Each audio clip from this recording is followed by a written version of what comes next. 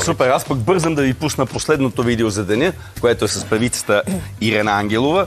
С нея ще си говорим за безусловната любов и дали трудно се постига.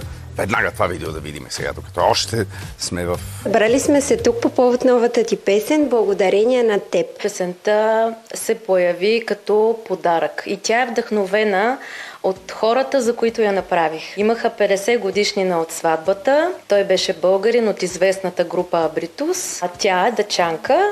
И така аз първоначално направих песента на датски език и на български език. Но след като имаме тази испанска китара, аз получих допълнително вдъхновение, че песента ще прозвучи невероятно, ако е направена испански и на български, вместо на датски и на български. А трудно постижима ли е безусловната любов? Безусловна любов, според мен, е нещо, което е понятно само на Бога.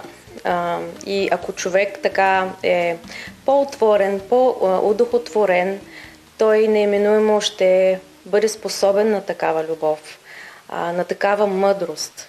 В него ще има този извор.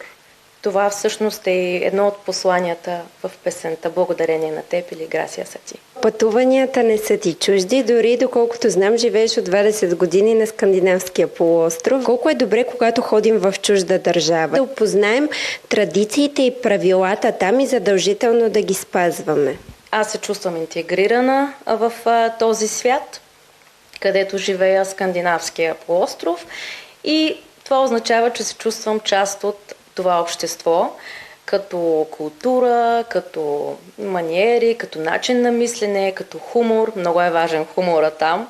Той е малко черен, както английския хумор, така и скандинавския. И аз се чувствам една от тях. Когато не се чувствам добре на едно място, то аз не оставам на това място. А 20 години наистина така доста комбинирах там, тук. Разбира се, никога не забравих да се връщам към родината. Но